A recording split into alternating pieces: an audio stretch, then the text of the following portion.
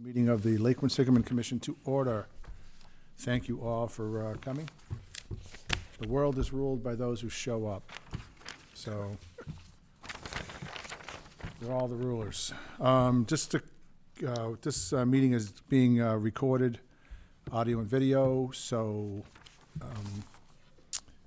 you can watch this at home and see yourself if you're gonna get up and speak, and for all those at home, you can watch it again and again and again. And okay, so vote to appoint LQC officers for the calendar year. Didn't we? We did this. All right. Okay, all right, so that one's done. So review and act upon the acceptance of the January 2024 meeting minutes, which we have here somewhere. I make a motion, we accept the January 2024 meeting minutes. I'll second the motion. Okay, all those in favor? Aye. Opposed? All right, so voted. And next thing is review and approval of bills and expenses. Do we? There are no bills and expenses this month. All right. And then we're going to move on to our public participation part of it. Lisa, who do we have? Do we have anyone? I don't have anyone listed. But I spoke to Bob earlier, so yesterday, did you? I did get a reply back to tell me when to come and to speak. I got a reply back from the commission. Okay, come on up. Say your piece.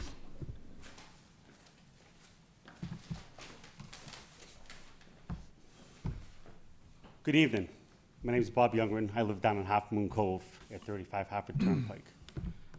I wanted to address an issue, once again, was caused by the city of Worcester about the 200,000 gallons of sewage that went into the lake again, untreated. They seem to be coming on, they're very often happening. And the thing is, the lake from that, the one we had a couple of years ago, a year and a half ago with the millions of gallons of stuff, the solid's still in the lake. I'm a diver. I go down there diving. The whole bottom of that lake is still all solids that are down there from what came out of that sewer plant. So everyone says it's clean over there. It's not. It's sitting around. I believe you have wording in your rules and laws and bylaws, you can correct me if I'm wrong, about being able to fine for these continuous spills. That's something that is. And I think if that's the case, it's going to probably help them reduce having these problems. And we have the booms, the blooms from the weeds, and all the damages. Every time this happens, something bad has happened in the lake. There's bad things happen in the lake. We all like to live on the lake. I live in a lake. I've lived my entire life.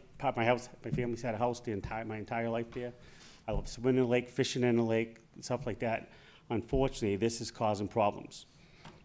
So what I'd like to ask the commission to do is the fines, $500 per gallon. Okay, spilled in the last incident. Obviously, you can make some adjustments to that, but that's a number to put out there. Also part of that, hopefully you're gonna add some more testing and maybe some dredging of the areas that stuff is contaminated and blocked off, clogged by sediment. Along with the fines, I'd like the city of Worcester issue a written action plan, outline all the protective measures to prevent future spills into Lake Quinsigamond. Any pumping station along the lake. Like I said, the pumping station on Lake Ave is a lot deeper water. Something happened like this on Whitler Drive, it'd be devastating for that end of the lake. It's not gonna go away. It's very shallow over there, as we know. It's not gonna go away. It's not gonna be like eaten up and sinking in like it is in the other part of the lake. Along with that, if they don't complete the plans, we should have the plan by end of March 24. If they fail to do that, I feel they should be fined also $100 per day until they do it and get the issues out to the Lake Commission. That's all I have. I thank you for letting me speak, though. All right. Okay? Thank you, Bob. Thank you.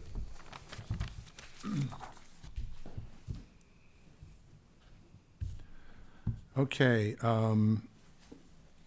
Commissioner's report. I'm going to defer mine till after Mr. Pica.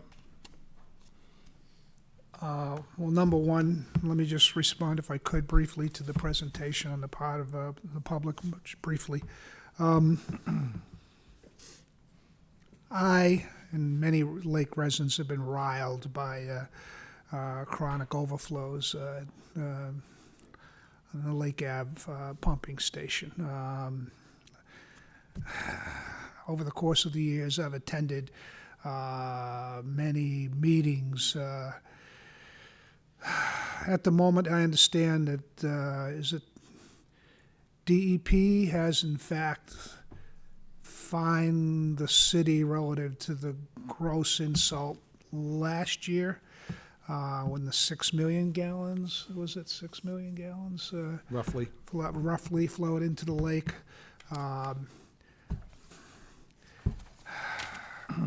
And, you know, we've had lots of discussion about this. The fines, yeah.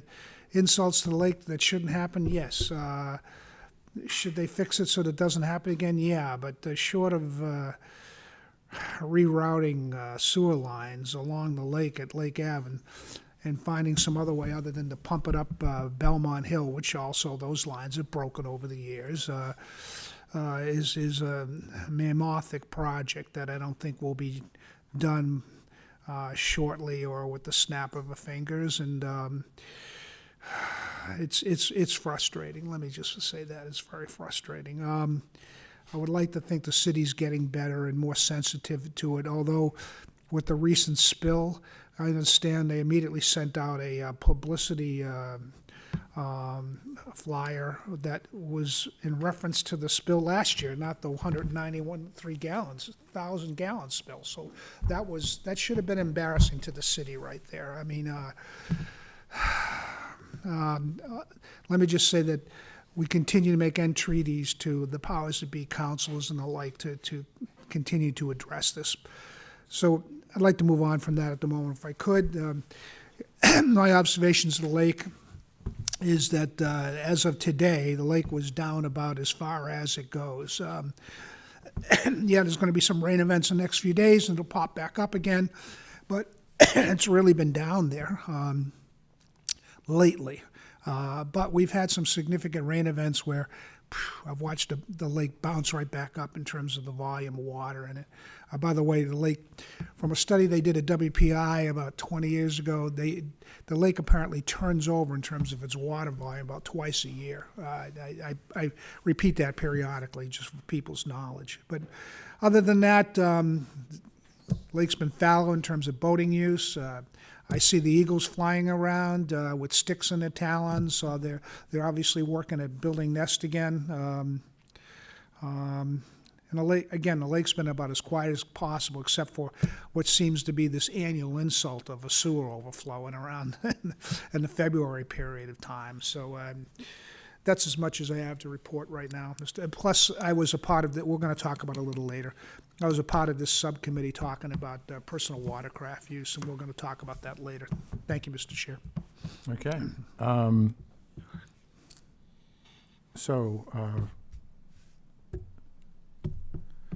Sergeant Brady, they still got your lieutenant on here, but, Sergeant Bradley, yes. yeah, so we'll get that changed. All right. Do you have a report you want to? No, we're just You think so? waiting for the warm weather to come.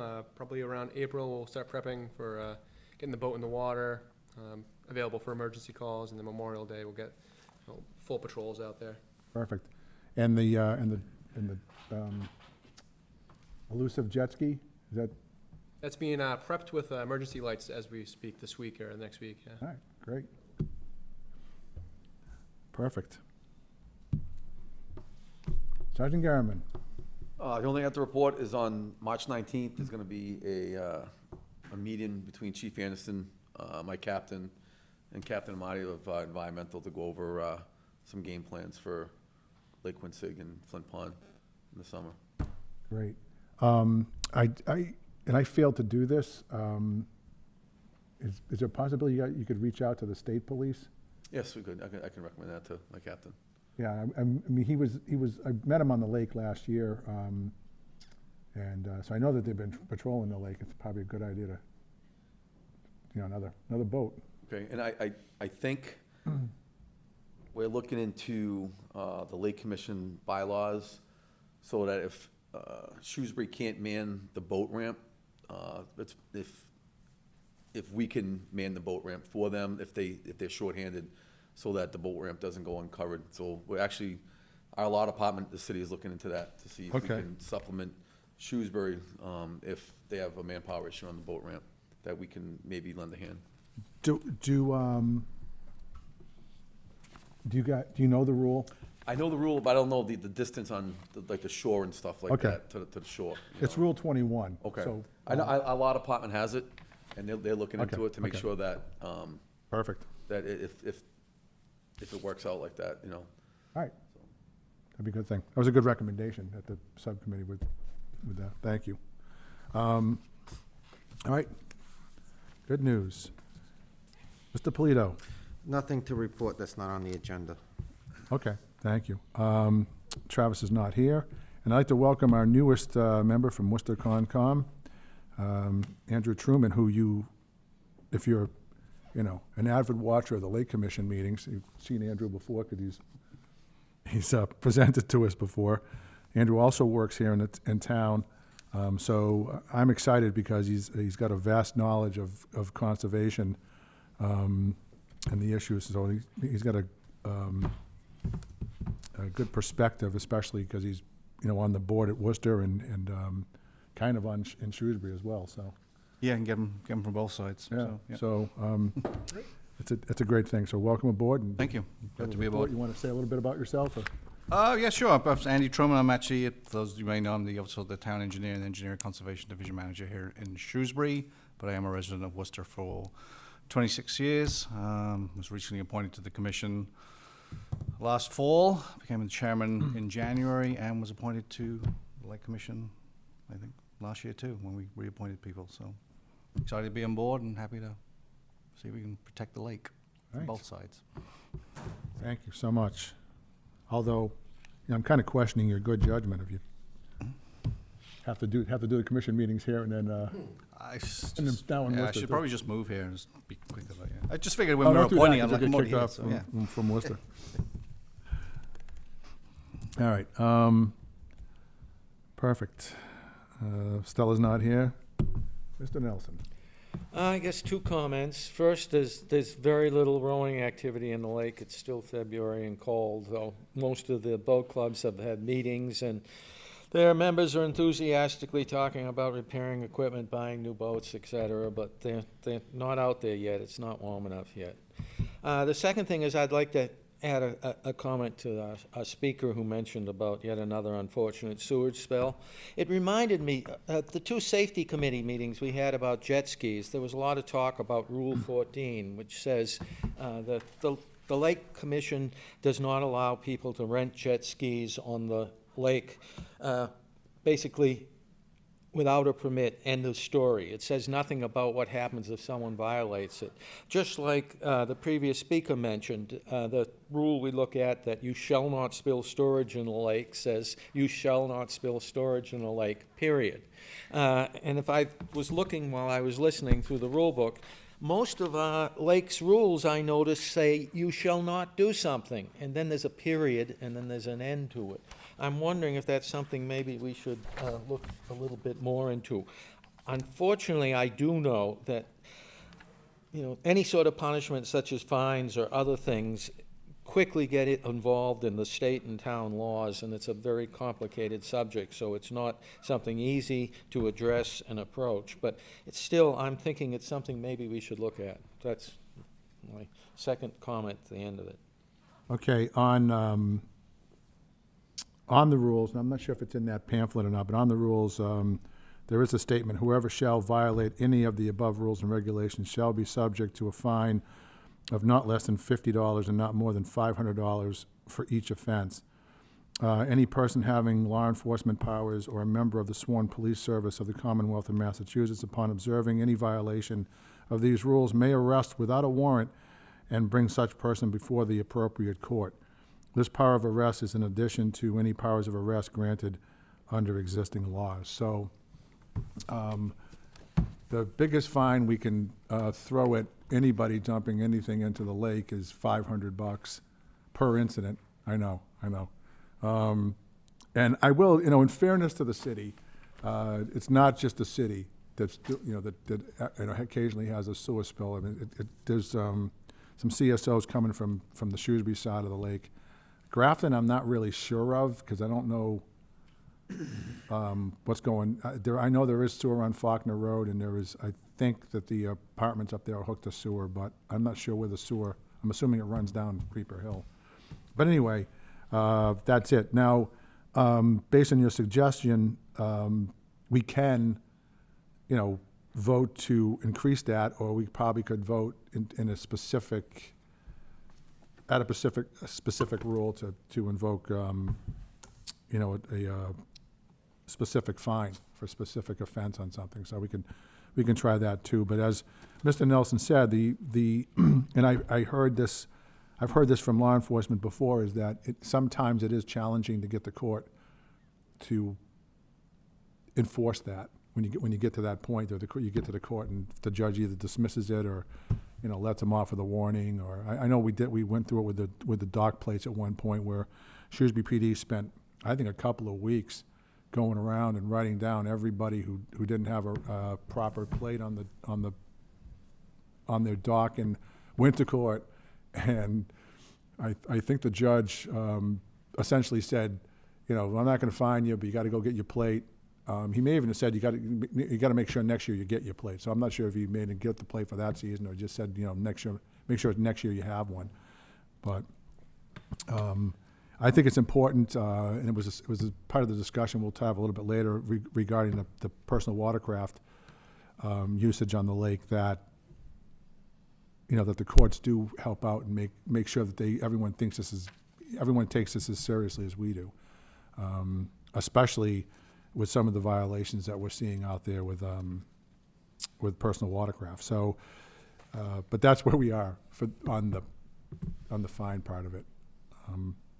I know it seems silly, 6 million gallons. I am surprised also that, you know, you're seeing some stuff still on the bottom. I'm not going to ask you to bring a sample in next time, but, you know, that's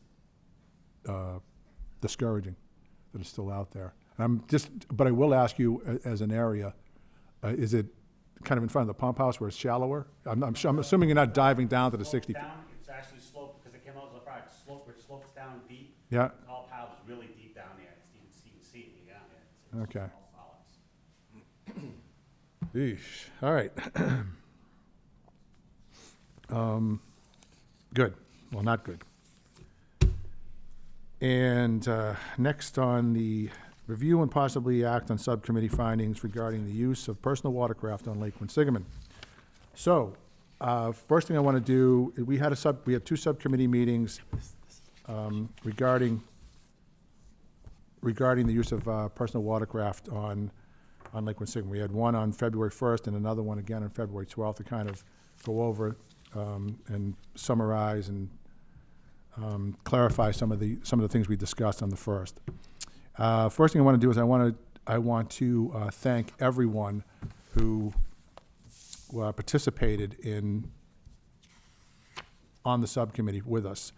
Mr. Pica, Chief Anderson, Captain Scott Amati from the Mass Environmental Police, Captain Matthew Worley from Worcester Police Department, Sergeant Garriman here from the Worcester Police Department, who I think has like public meetings every night.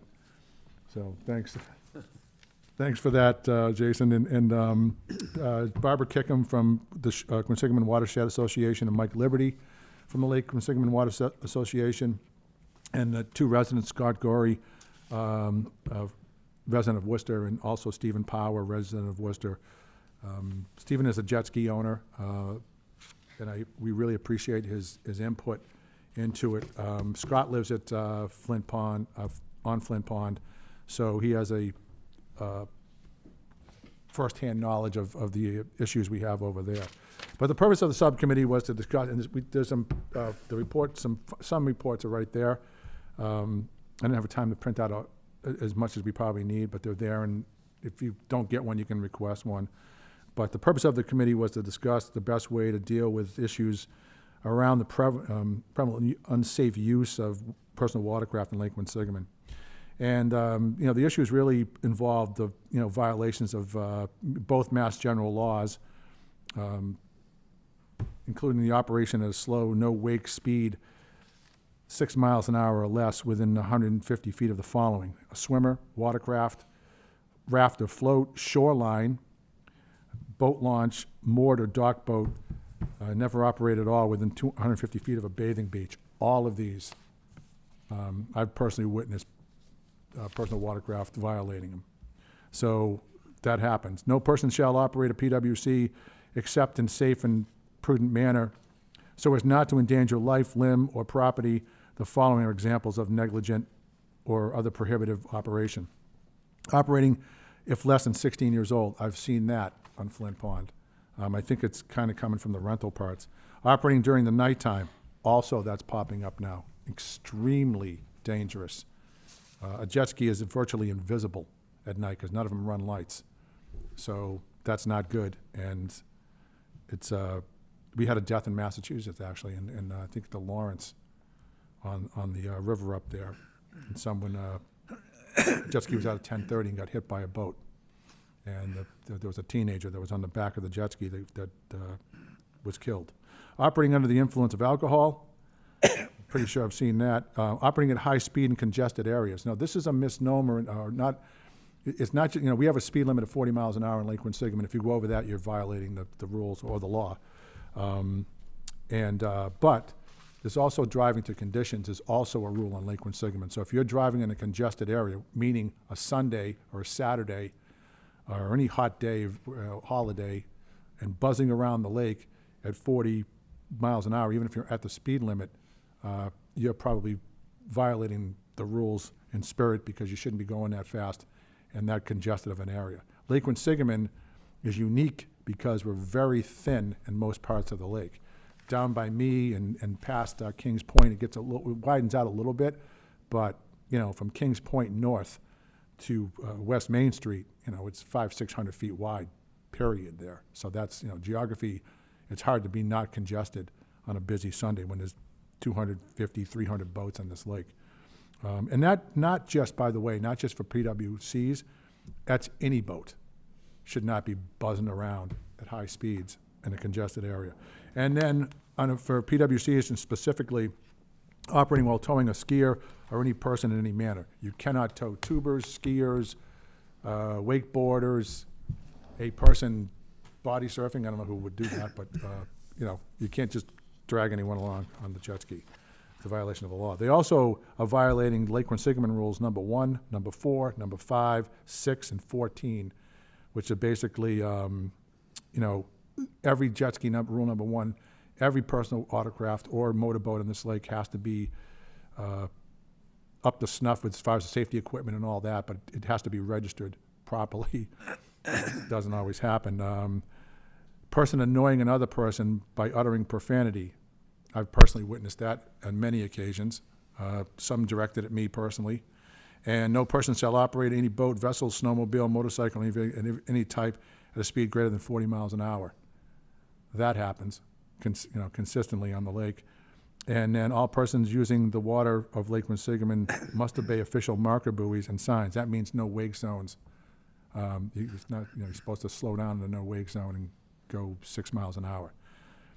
Understanding that on a jet ski in particular, it's very difficult to steer a jet ski at that speed, but as it is an inboard, a total inboard boat. But that's how it's written. And then 14, no person shall conduct, Mike was talking about this earlier, no person shall conduct a motorboat, a power boat rental agency, or carrying of passengers for hire on the waters of Lake Quinsigamond, except as prescribed by and specified in a permit issued by the Lake Quinsigamond Commission, which means you need a permit if you want to rent any type of power boat. Now, someone's going to say, well, Rule 14 doesn't specifically mention personal watercraft. A personal watercraft is defined by the Commonwealth as a motorboat, an inboard motorboat. So that covers that. And so some of the solutions that were proposed by the members of the subcommittee and was basically to kind of set the tone in the beginning of the season. Is to go out there, really hit the law enforcement hard and make sure that everyone understands that, the rules are going to be enforced this year. They're going to work hard to do that. They also, we came up with continued enforcement at the boat ramps before vessels enter the lake. I know that that's been extremely effective, Sergeant Garriman. What was that? I'm sorry, I was reading something. Having the ramp, having officers at the ramps. Oh, yeah, well, yeah, when Shrewsbury does that, it's highly effective. Yeah. So, institute an amplified noise code to combat loud boat and PWC exhaust as well as loud music. One of the biggest complaints I think that law enforcement gets is noise. There's all, there's jet skis buzzing me and someone gave me the finger and they're speeding by and there's a kid driving it and there's rentals and all that. That all comes in. But I think that probably the single biggest complaint you get is noise. Some of it's not involving personal watercraft, but it's out there. So we're going to work to define that and codify it. Offer voluntary boater safety courses. I know that the Massachusetts Environmental Police are going to initiate a course. That'll probably happen at Regatta. It has happened in the past. Right. I think they're gonna do it again, or want to do it again. It's, in today's Chapter 90B laws, there is no forcing anyone to go and get a certificate of, unless you're under 16 and you want to drive a boat. But this will be nice, and I think that probably 85–90% of the problems we're having right now are people literally don't know any better. So there's that. Especially when someone just rents a jet ski for a day and doesn't know anything about navigation or rules of the lake, or you go out in the Lake Quinsigamond and there's no lines. It's like driving in a parking lot. You just go anywhere you want. There's no traffic lights. There's just some buoys marking for safety and whatnot, but sometimes people don't even know what those mean. And they're going to focus enforcement in problem areas like Browning Beach, which Worcester has done a pretty good job, especially from the land over there. Lake Park, or Quinsigamond Park, depending on how you want to define that, and Flint Pond and Oak Island. And Worcester will have, they're proposing, well, they're going to do it, actually. They're going to put a boat, they're going to slip and man a boat out of Point Rock. So there'll be a boat that's on Flint Pond for enforcement. And the Shrewsbury and the Massachusetts Environmental Police will also be patrolling with personal watercraft. So they'll have their own PWCs. They'll be able to get under the Stringer Dam, which has been an issue because we really haven't had any law enforcement boats on a regular basis that can get over there. So that's basically a third of the lake. And the people who are causing most of the problems understand that. So that's where they'll go. And they'll basically race to get under the Stringer Dam, and they feel that at that point they're home free. So not anymore. That would be good if these things go through. And then this is a one that I think is going to be extremely effective and improve interagency communication. And as Sergeant Garriman had indicated, that a more coordinated effort for the different agencies, and there's 4 different law enforcement agencies now that patrol or manage law enforcement on Lake Quinsigamond. There's the Shrewsbury and Worcester PD, there's Massachusetts Environmental Police, and the state police as well. So to have a coordinated effort, unfortunately, sometimes they go out there and there's communication issues because they don't use the same tech, and so it's hard to do that. They're not coordinating with some of the people that there may be a person that gets stopped by Shrewsbury and they may give them a warning. 15 minutes later, they buzz by the Worcester boat, and the Worcester boat stops them, but they don't know Shrewsbury already stopped them for the same exact thing. So hopefully we're going to be able to improve communication with that. So when they're on the lake, it's basically a lake force. They're the lake patrol, and they can communicate with each other, and I think that'd be much more effective. A couple of times last year, they actually did do that, and the indications were, and Sergeant Garriman can tell you more than me, that basically because there was like 3 or 4 law enforcement boats on there, things just calmed down because there was a presence. So that was a great thing, and that's accurate? Yes, that's accurate. Yeah. So. The 2 times that we had all 4 boats out there at the same time. Yeah. So, if that happens, and these guys are just lounging around, enjoying the sun, that's good. So, if you don't have to write tickets because people aren't doing anything wrong, that's better than having to, write tickets all the time. So that would be a great thing. And then coordinate efforts and schedules, that's what we were talking about. And then also, it was mentioned to improve the use of the existing law enforcement tools. Two of those are Rule 29 and Rule 30, which basically state, one is that you can ban an operator from the water, on Lake Quinsigamond for up to 12 months. And Rule 30 is that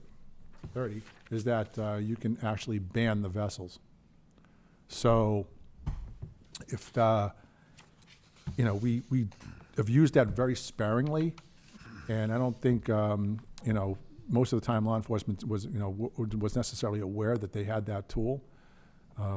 So that's something that we're going to work out and try to surgically go after people that would be causing problems out there. So that would be helpful, and it's already something that exists. Mr. Chair, if I may, what about repeat offenders? I was trying. That's what I was reading before when you try to get my attention. What about? There's something that says it says negligent operation. But what about someone that's been maybe cited 3 times by different law enforcement agencies? It's really not a negligent operation, but I mean, unless you feel it falls under a negligent operation of 3 times. Maybe one guy doesn't have a whistle, another guy's speeding, the same guy speeding a week later, and a week after that, you have no life jacket or something like that. It's really not a negligent operation, but it's repeat offenses. Kind of like citations in a car. You get 3 moving citations, your license is suspended, type of thing. Right.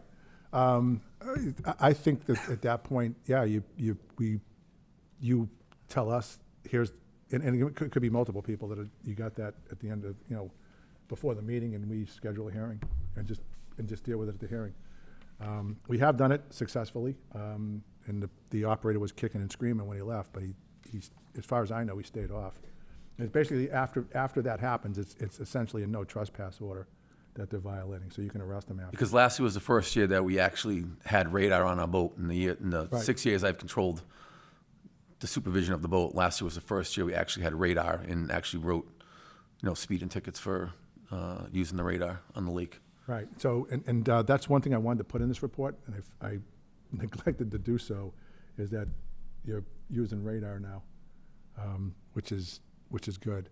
I think the tech, there was something wrong with the tech before, because it didn't pick up fiberglass. No, LiDAR doesn't pick up fiberglass, only picks up metal. So Yeah. a LiDAR gun is a lot harder to use on a moving object when it's all plastic. Right. So, Where radar is not. okay, so there you go. It's out there. For you folks at home watching. Mr. Chair, can I make a comment on that subject? Sure. This is regard to repeat offenders. It also mentioned powerboats here. I hear complaints from the various rowing organizations on the lake of at least once a lake, someone has out there rowing and they've seen water skiers go right through under the burned bridge, full speed, pulling their water skier. I myself have seen at least one person do it every other week.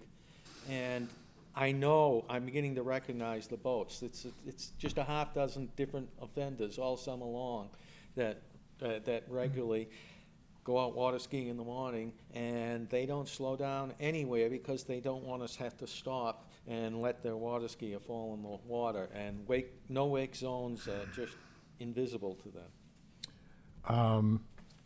So, good point, Bill. That's one thing I would like to see incorporated, is that we mix up the times a little bit, like have a morning shift go out. The skiers, it's pretty simple. The skiers go out at 6 in the calm water, and that's when they're out there. And there is not a competition, but the rowers and the towers are trying to share the waters of Lake Quinsigamond. And where it gets to be a problem is, and it's not just the towers, it's the rowers sometimes will take up a little bit too much space, because there'll be 4 abreast going down the lake, which they really shouldn't do. But certainly in obstructed view areas like the Burns Bridge and Kings Point, they should be slowing down. We put the buoys at Kings Point specifically to stop that kind of thing. And Kings Point is a site of a fatality between a skier and a rower. So it's not that it hasn't happened. So that's something that. But if we could have, maybe that's something to suggest in your meeting, is that we have an earlier shift. I've asked that from Shrewsbury before as well, and they said they would do it, but I think it would be pretty simple. You just sit beside Kings Point like you were doing last year, and it'll be an easy catch.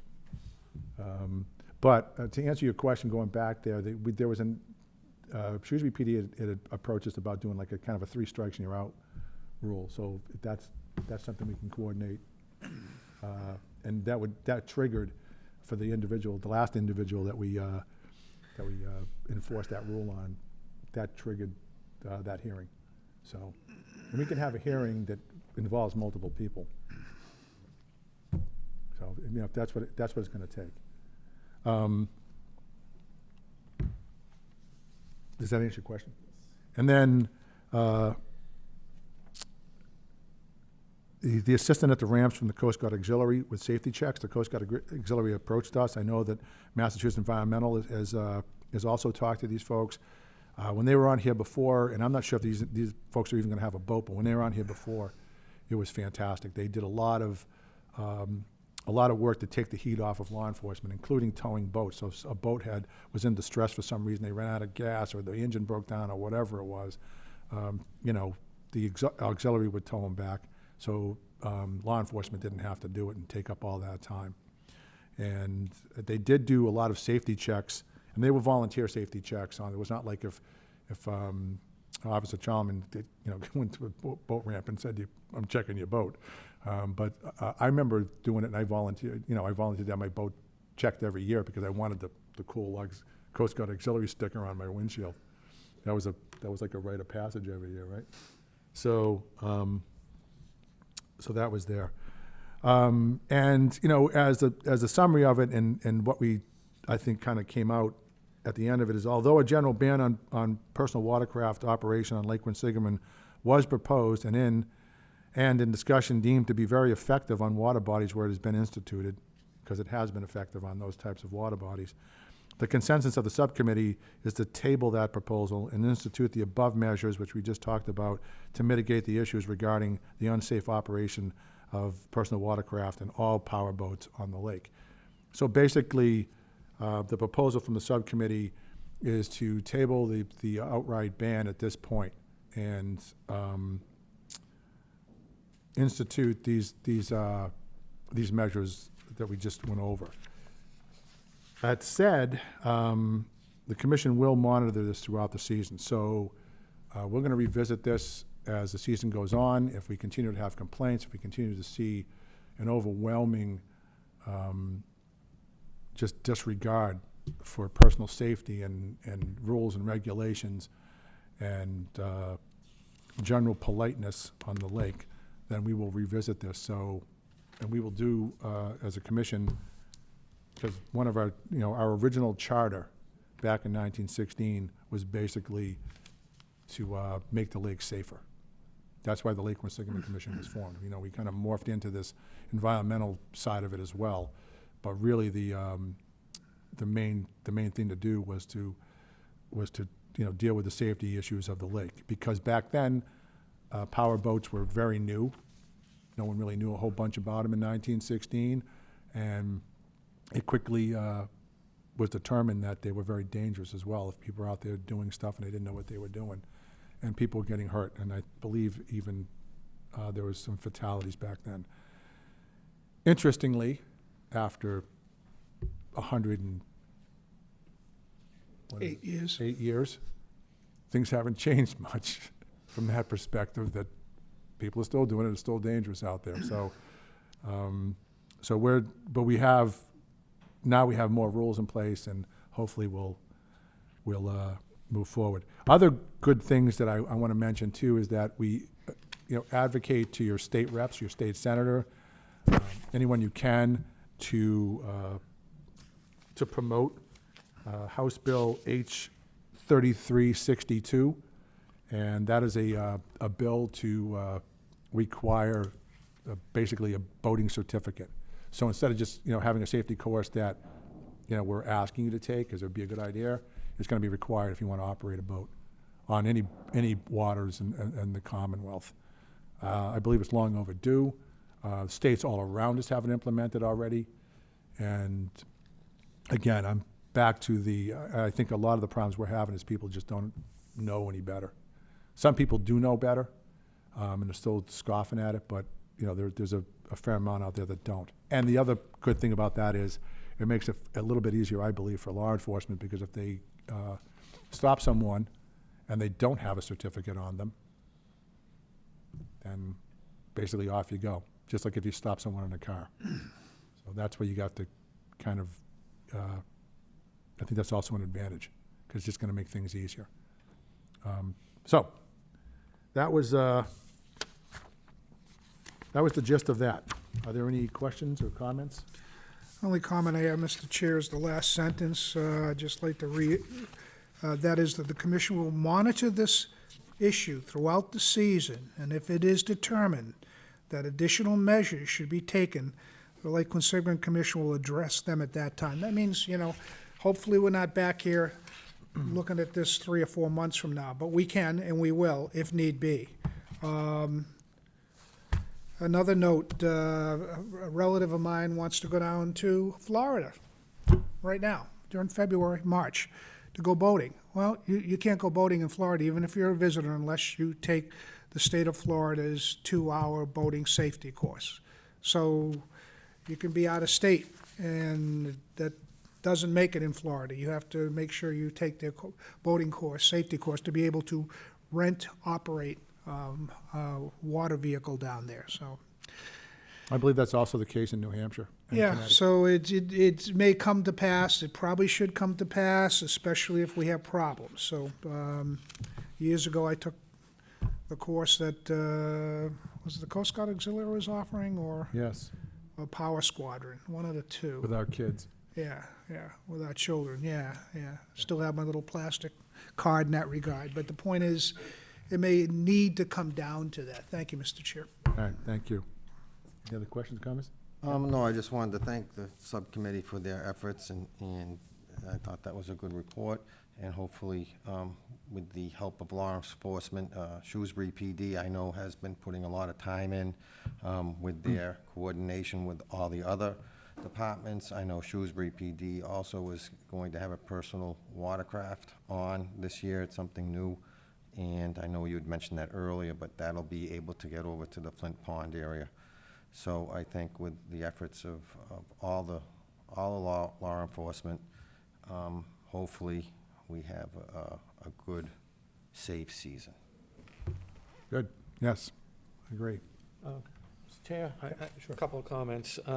First is, of course, you mentioned about the horrible accident quite a while back about a rower going through Kings Point and essentially being decapitated by a rope for a water skier. But I just want to mention that, you know, we didn't just have problems in the past. If I recall right, last summer, we had a visitor from Rhode Island who was invited up by a friend of his at one of the rowing clubs on the lake, was going through King Point, and a powerboat went through at full speed, totally flipping him over. He had to swim into shore, and if I remember right, he wrote some very angry letters to us and others about that. So these problems still exist, and they weren't just in the past. Second point, I just want to thank also law enforcement for the suggestions they've come up and the additional time and effort they're seeming to put in. They certainly put more in last year, and according to their plans, they're going to put more in this year. And so, at least from my part in the commission, I really want to thank you for this effort you're doing.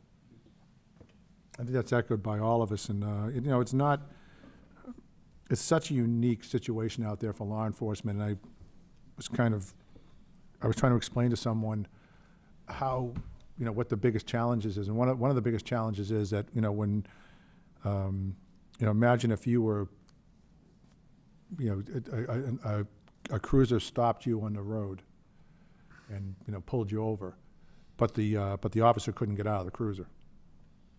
So he had to stay in the cruiser, and he had to talk to you and communicate with you through the window. And that's basically what it's like out there on the police boat, because they can't get out of the boat and walk over to you, unless there's some worldly thing going on. But they basically have that challenge. So that presents a big challenge right there. Also, when they're out there, typically, and sometimes there's only one boat on the lake, and there's usually 2 officers on the boat, but if anything should go south, there's no backup. You know, there's nothing that can get there quickly to help that out. And I'm not advertising that, but I'm just, you know, pointing out that there's challenges out there that these guys face every day. So when you see them out there riding around in the boat, you're going like, wow, that's pretty good duty. You know, a nice sunny day, and they're, you know, tooling around the lake. It's not as cushy as you think, and it's a dangerous game out there, especially in the environment that we've seen the last few years. So I really commend what they do. I commend the efforts they've put out there, and you know, having Sergeant Garman, who's you know out there, I think what you said, 24 shifts last year that you personally did, and having Chief Anderson involved, and you know, bringing it from the top, as well as Captain Early and Captain Amati.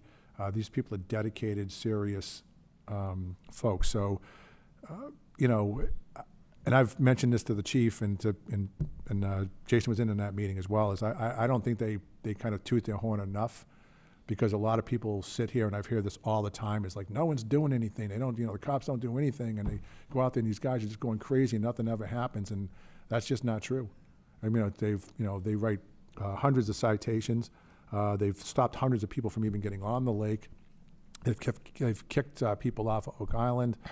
My famous story about the person that sent a picture in complaining because there was a bunch of jet skiers, and they had a picture of Flint Pond, and they had this guy standing next to a car, and you know, they're basically saying we call the cops and nothing ever happens. And the guy standing next to the car was actually a Shrewsbury police officer who ended up arresting 2 people there on warrants. So things do happen, and things are happening. Just these last few seasons, it's just been overwhelming.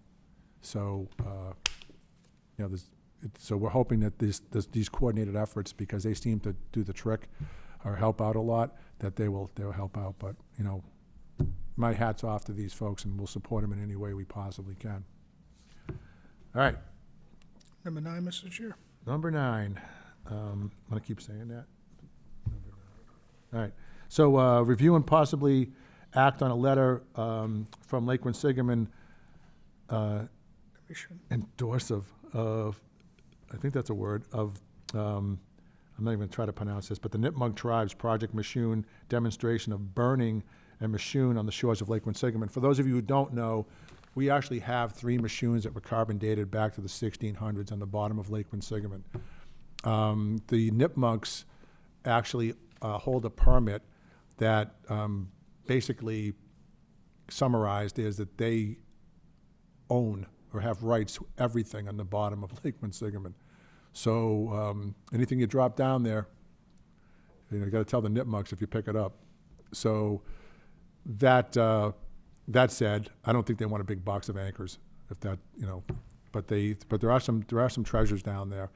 The machoons were basically canoe-like vessels that the natives burned and kind of chipped away at over a week or so, and hollowed out a space where you could sit on them, and they floated really well, and they used them for fishing and hunting and all this other, and transportation on the lake. It's exciting, you know, the 1600s, like where, you know, those machoons have been down there since then. Why are they on the bottom of the lake? Because as we all winterize our boats and send them out to get them winterized sometimes, but sometimes we do them ourselves, the Nipmucs actually had a winterization protocol that they did, and what they would do is they'd take these big logs with hollowed out logs, and they'd fill them up with rocks and sink them, because it was brilliant, actually, because it preserved the wood. And they would go and get them at the end of the at the beginning of the next season. They'd take the rocks out and go get them. The question about the 3 machoons that are still out there from the 1600s is what happened to the owners. Why weren't they there? So that's the big mystery, but they're still there. What the Nipmucs would like to do is they'd like to have a demonstration of how they would, you know, they burned these things and how they made the machoons. So they want to do that on the shores of Lake Quinsigamond sometime in the summer. I think it's the first week in June they have targeted for that. If I could, Mr. Chair, just add, this isn't like the Burning Man where they put a bunch of pallets together. I mean, they have a giant log, and they put coals on it, and they have coals burn the top of the wood, and they're able to carve the wood that way by burning the surface of the wood to make it hollowed out so that they could then sit in it and literally row it thereafter. So it would be like a demonstration of that. They're not gonna, pile wood together just to have a bonfire or something like that. This is the way that they made Mishunes. Thank you, Mr. Chair.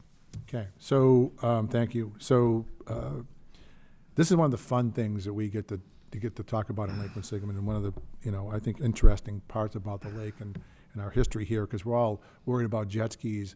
Back in the 1600s, that's, most of the native people who lived around the lake were worried about Europeans. So, there was life here before that, and this will be I think a cool way and a great educational experience. So this is going to take about a week. What they're asking the Lake Commission to do, so my fellow commissioners, is they're asking us to write a letter of endorsement for this activity from the commission. And they want that, basically, they're going to go for a grant, and the grant people are saying, hey, is there anyone else interested in doing this besides you, or interested in this project besides, you folks? So they just want to kind of, let people know that, the entire lake community. Mr. Chair, if there's no more discussion, I'm willing to make a motion that we write a letter of endorsement for the Nipmuc branch to have their Mashun project. Mashun. Second. It's another name for a canoe, by the way, Mashun. Mashun, sorry, I should have mentioned that. It's like a dugout. Second? Any questions or comments before we move on to a vote? I guess there is. I just thought of one comment. Did they let us know where it's going to happen so we can know where to go watch it? Okay, so, good question. That's up in the air right now. I think what they're looking at right now is somewhere along the shores of Lake Park or Quinsigamond Park. So they need DCR permission as well. Yeah, so working with DCR, they're working with other, there's some other sites that they have in their back pocket that may be more physically suitable. But that's still up in the air. Typically, if I could, because I'm aware of Mashun burnings in the past, they usually make it a public education event where it's publicized in local newspapers, and school kids can come and the general public to witness the process. Alaire? I'd also like to, I'd be happy to recommend to the Shrewsbury Conservation Commission that a letter of support be submitted by them as well. Okay. You think they'll do it? Because they give you a hard time all the time. Oh, yeah. They're tough. Tough operators. Yeah, that'd be awesome. Yeah. I think they'd, Princess Watching Crow would like that. So, thank you. All right, is that it for questions? Yeah, I guess I could add one other comment I thought of. This is not something very uncommon. They do all sorts of projects and invite the public on their reservation in Grafton. Right. And so the only difference with their many projects is it seems very reasonable, I guess, if they're making a dugout log canoe, they want to do it on the edge of the water rather than on their reservation up Right. on the top of a hill in Grafton. Interestingly, that's where the log's coming from. Okay. It's from the yeah. reservation, which, the tree already fell, so, All right. so they're using that. So that they're being conservation conscious too, because the tree was already dead, so they're not cutting one down. Which would be a whole nother process, because they don't cut it down, they burned it. I don't know. It's a cool thing, and it should be a good thing. I don't believe they're gonna have tom-toms or anything like that going off all night, so hopefully, it won't be, but there will be people there. And it takes a little over a week, I think, to do it. So it'll be a good thing. All right, so we will vote on the motion in the second. All those in favor? Aye. Aye. Opposed? All right, so voted. Thank you. And then, Number 10? number 10, a review on, an act on raising the dock fees for 2023. So this is something we do the beginning of every year. We are, one of the agreements we had to, not to sound like a broken record because I go over this every year, but one of the agreements we had to deal with the communities when we went to ask for them for funding was to bring the Lake Quinsigamond Commission up to the same contribution as the towns were giving. Shrewsbury gives us approximately $30,000 to $40,000. Grafton, I think last year we got $5,000 from Grafton, and there the fence, really has a small piece of shoreline. That said, they also have one of the highest densities of milfoil on the lake is in Grafton.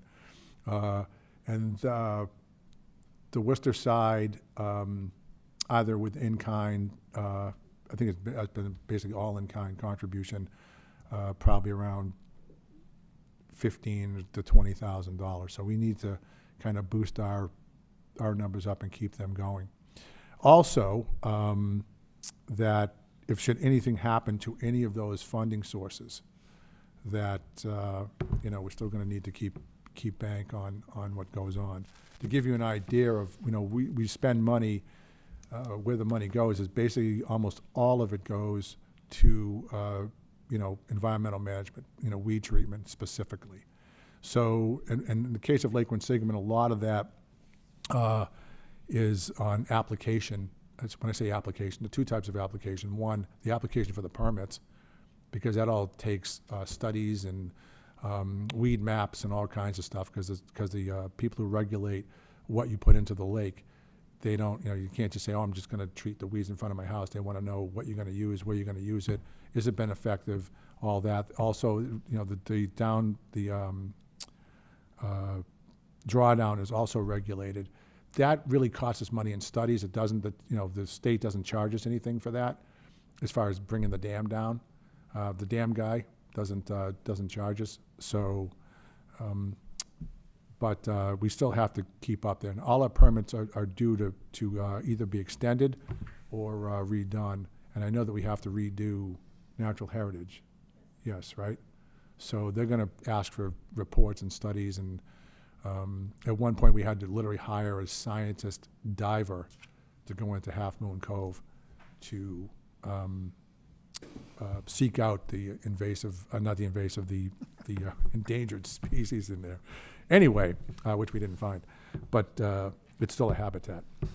So it's expensive. So that's basically where the money goes, and it can be anywhere from $60,000, $70,000 a year to $200,000, depending on what we're treating and how we're treating it.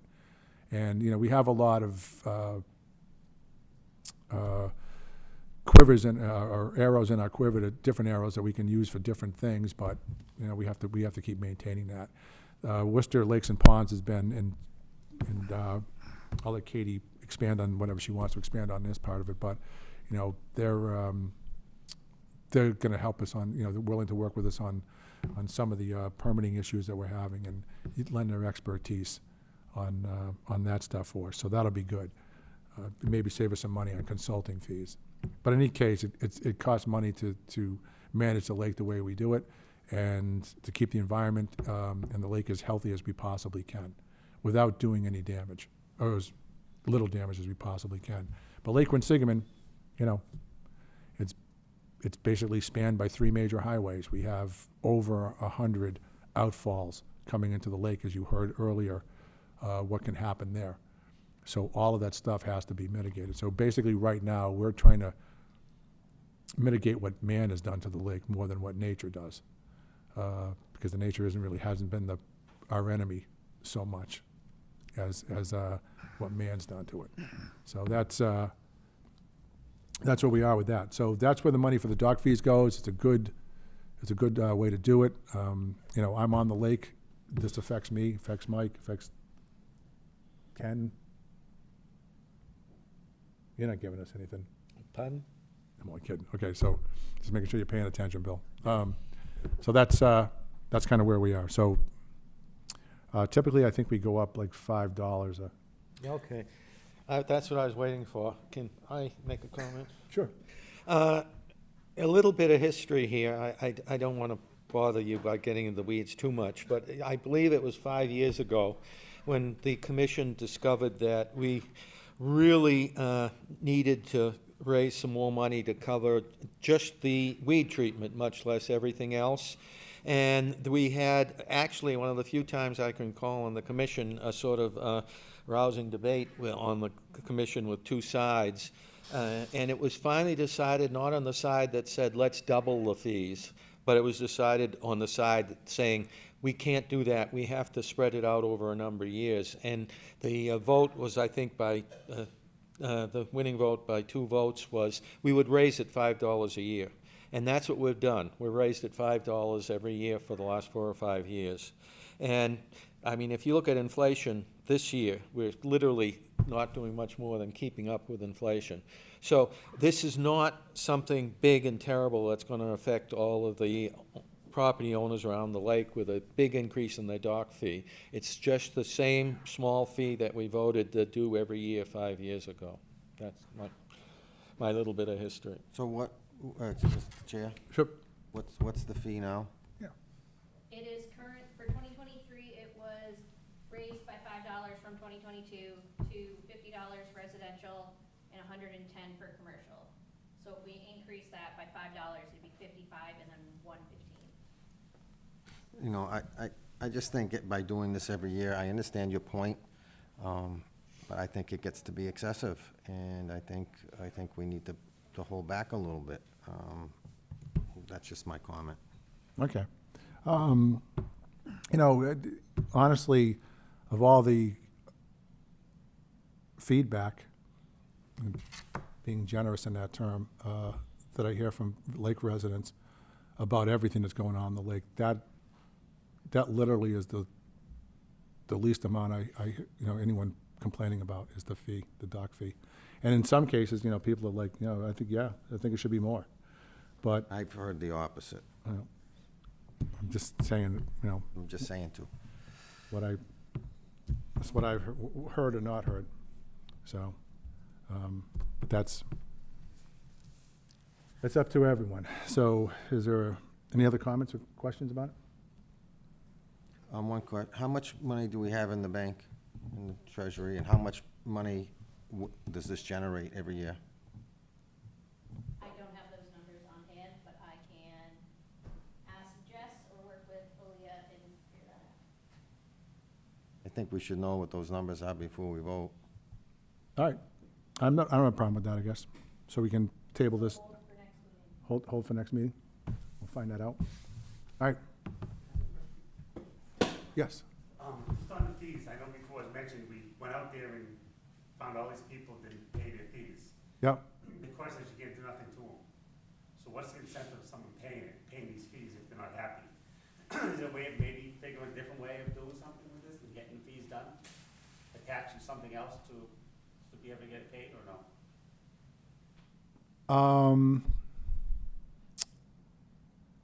I believe that I'm going to have to look at the rules, which maybe not. This isn't the best time, but I think there's another avenue in there that if the dock is not properly registered, that we can have it removed.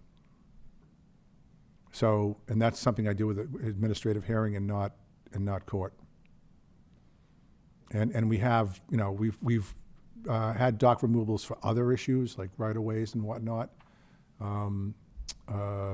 So, we've been successful and it's stuck. So that's another avenue we can take. But it's a good question. And I would like to see the courts kind of back us up on this stuff because it is an important component of it. And it's not just for the money. To be frank, is we want to keep an eye, make sure that docks are safe and in good repair. Also, there's another part of that rule that ties the boat, no pun intended, onto the dock, is that if your boat's on the dock and the dock's not registered, that's also a fine. So you get a fine for that, you get a fine for the boat, and it's per incident. So if it's on there and it's, it's basically per day. If we keep finding it, they don't go up on it. One of the things that I'm hoping will improve this year, because law enforcement's had a hard time getting over to under the Stringer Dam, so that part of the lake is I've noticed that there's been less adherence of the dock fees as other parts of the lake. So we're hoping to combat that as well. But any other questions? So, well, okay, we'll table that till the March meeting. And number 11, update lake management plan, including on the drawdown. So, not much to say on this, and except that we are that the commission's working with Worcester Lakes and Ponds to do some, to help us on the technical side of managing things. The drawdown will start Friday. When you say It's not drawdown, you mean the it's not lake the coming back up, the Mr. Chair? reimpoundment of the lake. Sorry, we'll start on Friday. Under our permit, we need to have it up to what they call the normal pool or winter pool by April 1st. So that's the goal. So in essence, for everybody who's listening at home, who's a butters, who has interest in the level of the lake, it's starting on March 1st. The dam will incrementally go up until such time as it reaches its normal level pool for, we'll call it the summer season. And also people know that you have a significant rain event and the lake may just jump right up 6 or 8 inches regardless of where the dam's set, because there's that much water that comes in to the lake from the overall watershed. And also springs feed the lake. Thank you, Mr. Chair. Thanks. That said, that the dam is, the gate's always raised to the top level of the gate. So we don't stop, if the lake reaches normal pool, we don't stop. We just bring it all the way up to the top of the gate. And that's basically where it sits all season long. And typically that'll manage that. Now, we have had a few times that the lake has gone up because of weather events, has gone up over what is safe to operate on. We've instituted lake-wide no wake zones because of that, but hopefully that doesn't happen this year. But that can happen, and the lake typically goes down. A lot of people say, well, why can't you just lower the dam down and make it quicker? The reason is that we'd probably take out the post office pub in Washington Mills if we did that, and water would be spilling over the top of 122 and 140 in Grafton. So we have to be conscious of downstream effects to whatever we do, including the weed treatment. So, but that's where we are with that. So it's going to start going up Friday. If you have anything you have on your shoreline that you want to, with hand tools or a permit that you need to get done, you got to be better. You should start doing it. And then an update from Katie Lyman from Worcester's Lakes and Ponds.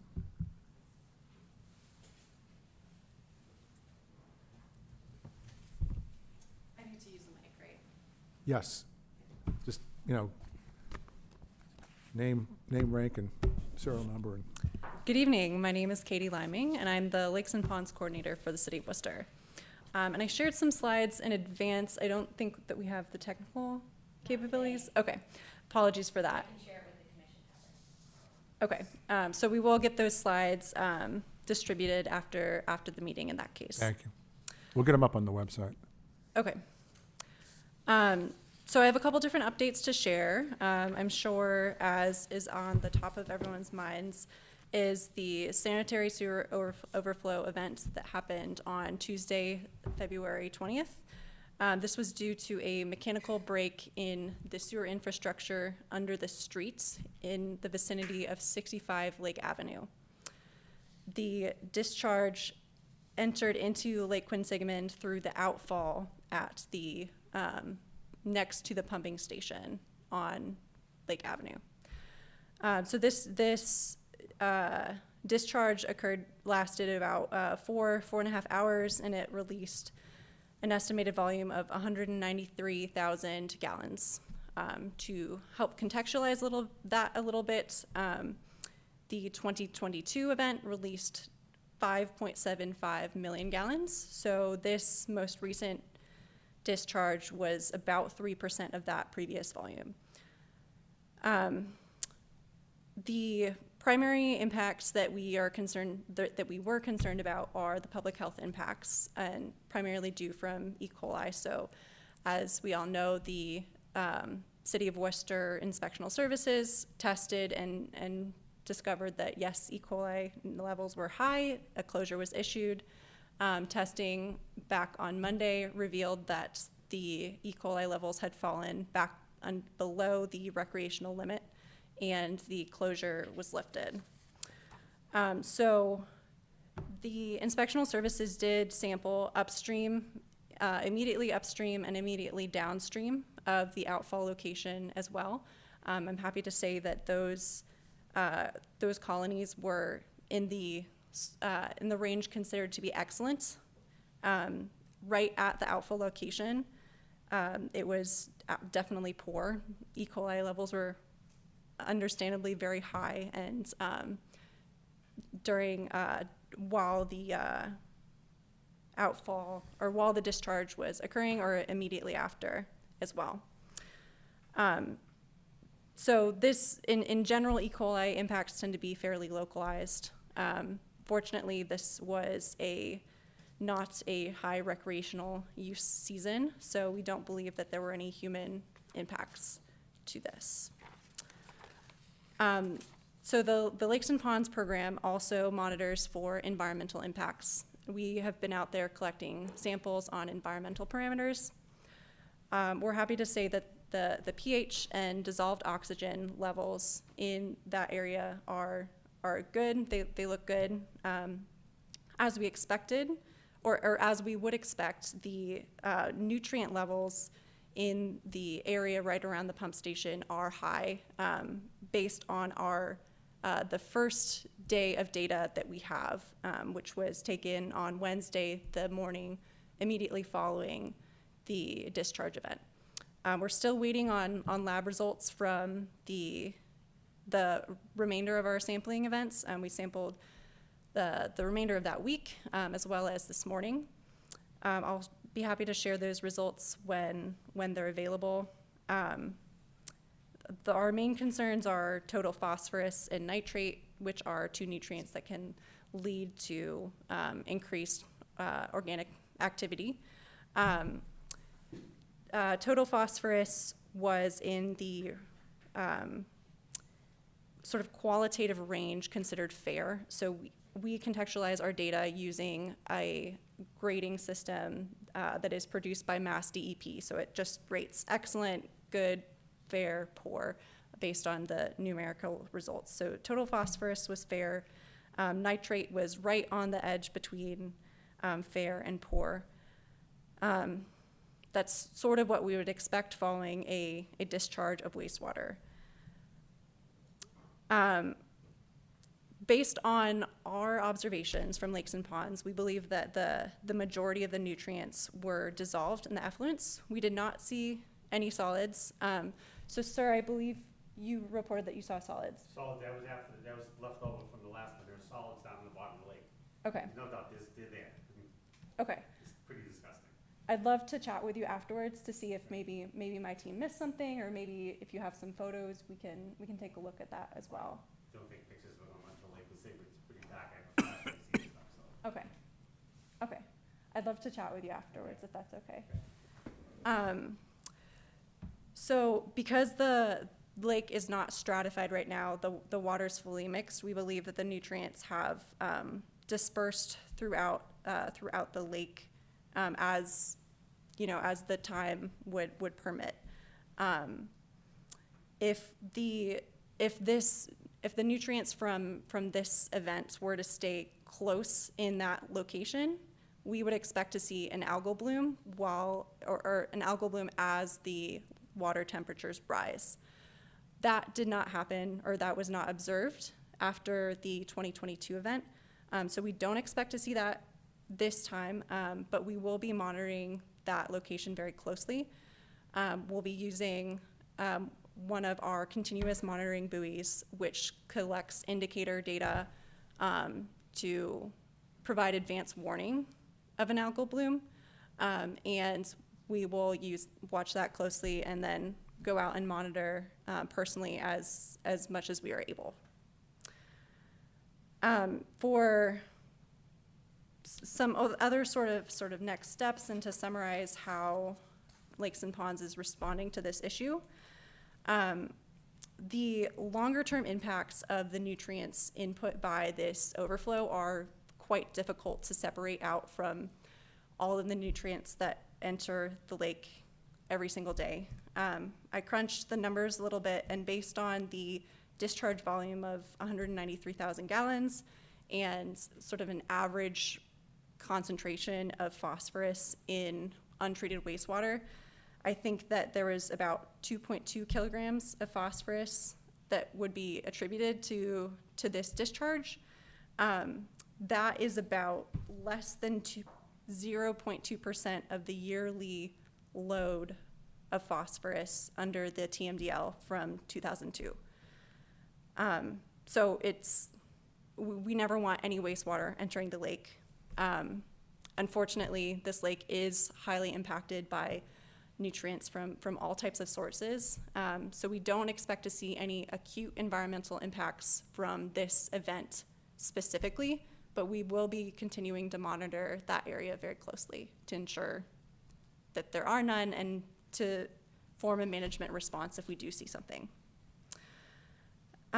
We also spoke with a biologist from the state, and they mentioned that a way to respond is to address nutrient inputs as a whole, and I'm happy to say that that is an initiative that our program has already started. Last meeting, I mentioned that we're looking at writing watershed-based plans and Lake Quinsigamond would be one of the watershed that we would include in that planning process that will look at nutrient inputs and non-point source pollution on a large scale and help prioritize some management actions for reducing those inputs. So I have two other updates on different topics, but I imagine that you might have some questions. I'm happy to answer them about the overflow event now if you would like, or we can table them.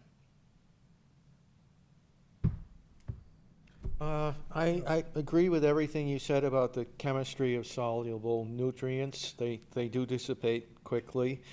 But one thing you did not address anything about is those areas where we've had overflows in the past that are shallow so that the sunlight reaches the first 5 feet. Several years later, we usually get big weed beds growing in the spot. So that is a strong indication that, of course, the soluble nutrients all dissipate according to the well-known chemistry, but if there's solids deposited there, it's a wonderful spot for not only the native plants to start growing because they're within the 5 feet of sunlight, but also the invasive plants. And we have spots that people around the lake are complaining about now that used to be clear, that have had spills in the past, and now they're filling in with weeds where it's less than 5 feet deep. Is there anything that Lakes and Ponds is thinking about or doing to solve that longer-term problem? Yeah, could I ask a clarifying question? With those areas you mentioned, are you specifically speaking about the area around Ramshorn Island, which is the area where by the Lake Avenue pump station, or are there other? That's one of them. There are other areas as well. It was a big area, if I can interject, Bill. Certainly. Between the Lake Ave pumping station and let's call it the Marine Corps League on the Worcester side. Yes. I observed that last year, which heretofore I had never saw, was a big mass of weeds that was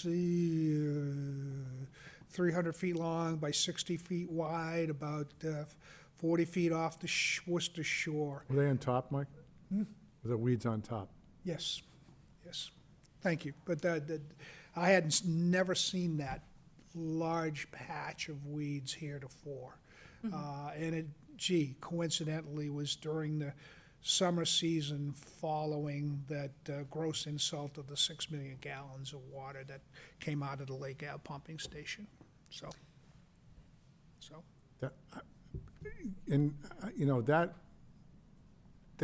mass, I think is tape grass, and I think it was already dead if you saw it floating around on the top of the lake. So that was uprooted. And it presents a curiosity to me, is that what's killing it. And it's not just there, because it also happened in Half Moon. That was what was in Half Moon, and everyone was getting. Half Moon was a big clogged. problem. That stuff over there, Last so. summer, it was a big problem. So that's just a weird thing. I don't want to get off topic too much, but Sure. you know, Please. when you see that area, it's not necessarily growing there. It could have grown somewhere else, and it got to the surface. I have seen it. Another clog point with that particular plant was in front of the Lakeshore condos, next to the pump house. Okay. But again, it was up on top of the water, so it wasn't flourishing. It was dead. And I don't know if that's just a natural, if that's the natural lifespan of it, that it uproots and comes to the surface in was it like June and July? We know that Pops up. happens with those grasses, and Right. late in August, there's long Might grasses be- that mature and float to the Yeah. surface. Might be a different thing. I know that there definitely was a veggie bloom at Ramshorn Lakeshore condo that, was alive. Stuff grown under the surface of the water, so, Sure. yeah. Which you treated, because that's Zone A, so you guys treated over there last. right? Yes. We did treat there.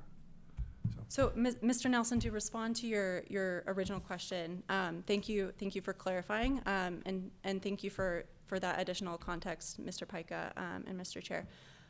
So I did talk to a state biologist about this very subject, and they mentioned that understanding the dynamics of aquatic vegetation year to year is difficult because there's so much natural variation, even in a relatively stable system.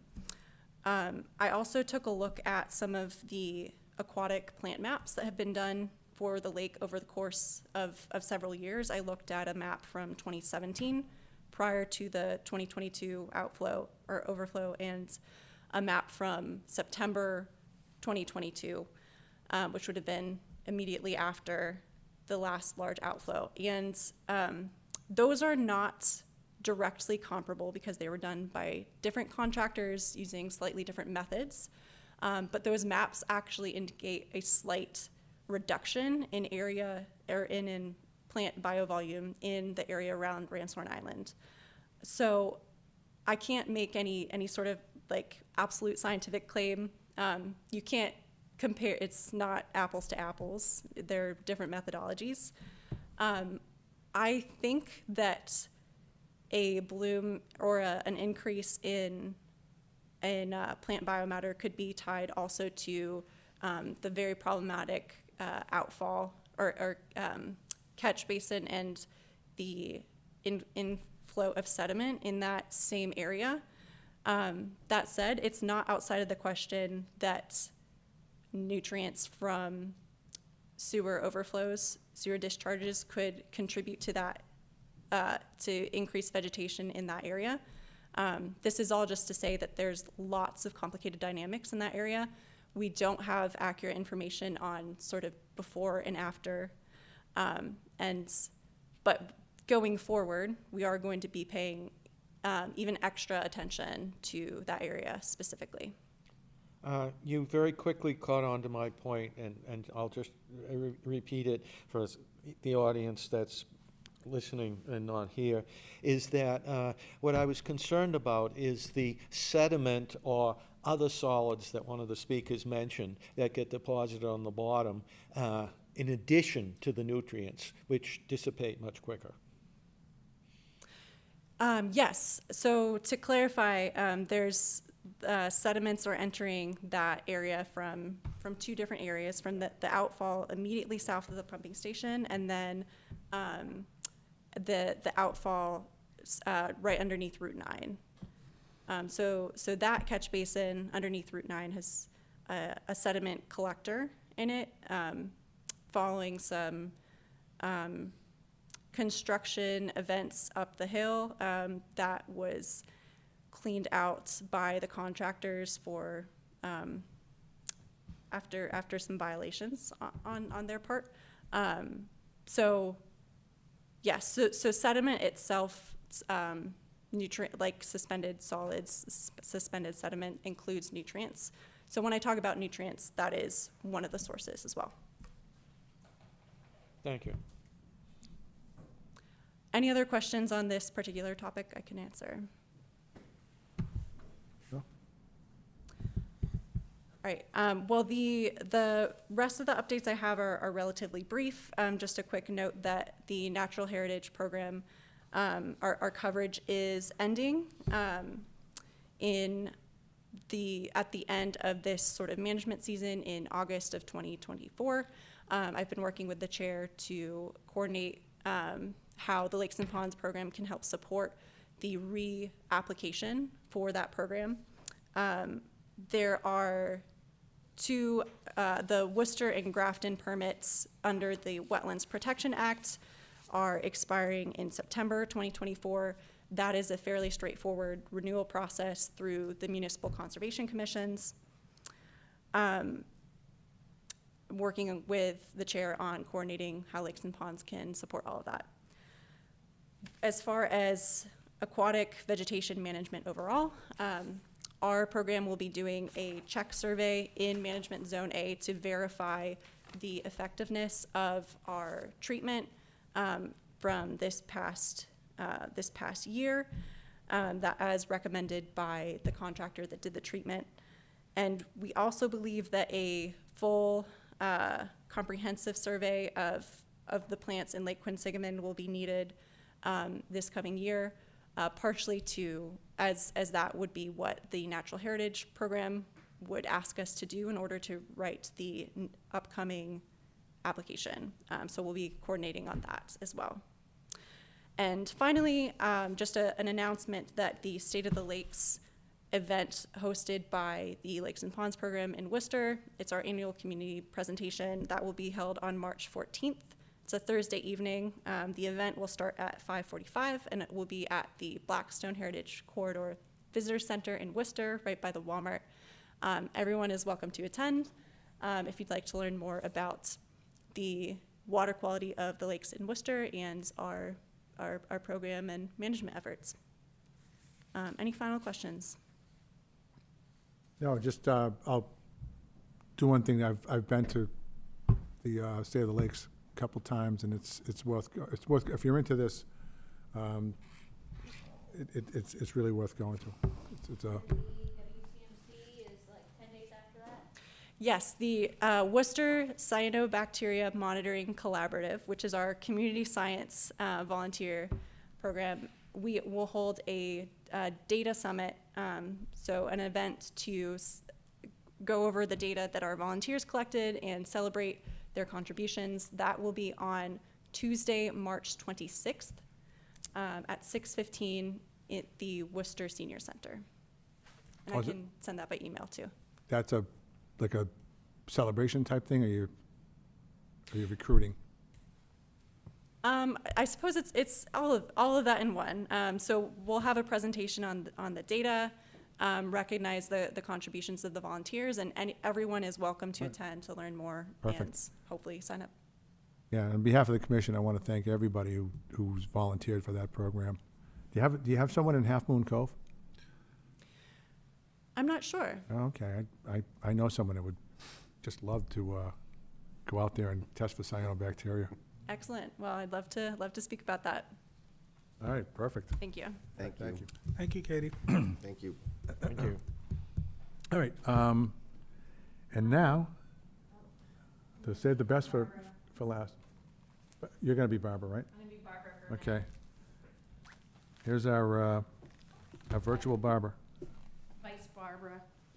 Okay, so my name's Alyssa. I am filling in for Barbara from the, what is it? Lake Quinsigamond Watershed Association. Yeah, so she just gave me a quick list. So we have some volunteer days pulling water chestnut scheduled for June and July. The specific dates will be announced when we get closer. They have a Girl Scout who's going to be doing some projects this semester. Her name is Kaylee Gale. Her Girl Scout Gold Award. So she's going to be developing some educational materials on the invasive water chestnut, what it looks like, how to get rid of it, and why it's so harmful. She's also going to be doing some outreach with the high school students to get more volunteers. And then she's also considering a wildlife and plant assessment over at Oak Island. So that's exciting. Earth Day cleanup is scheduled. Earth Day cleanup is organized by the town of Shrewsbury. Is going to be on Saturday, April 20th. If you want information, you can reach out to Parks and Rec. The Watershed Association in particular will be at Oak Island and Gouche Park. If you want to work with them, just reach out to the Watershed Association contacts. There are some Watershed Association t-shirts and sweatshirts for sale. Also reach out to Barbara for those. And the next general meeting of the Watershed Association is tentatively scheduled for Wednesday, March 20th at the Marine Corps League at 7. That's all I got. Yep, Yep, perfect. we Nice have a job. lot going on. Yeah, I guess. Reviewed correspondence, and the only one that I have is a letter from the American Freudian slip. American Watercraft Association, which is the American jet ski guys. And it was from Chris Manthos, and Chris has written before. Chris is a big proponent of H3362, and he's asking us all to support that. And I'm assuming Chris is going to be watching this later on, so just to know that he was basically recommending, because he had watched the subcommittee meetings, he's recommending that we follow through on those recommendations, which we have, so we should be happy about that. So that was the only correspondence that I have in here. And with that, we can set the date for the next meeting. I have Wednesday, March 27th at 7 PM. It's going to be here again. Okay, Where would that be again? here, Wednesday, the 27th. 7th, yeah. And that's it. All right, so Make a motion, Mr. Chair, that we adjourn? is there a second? Second. All those in favor? Aye. So voted.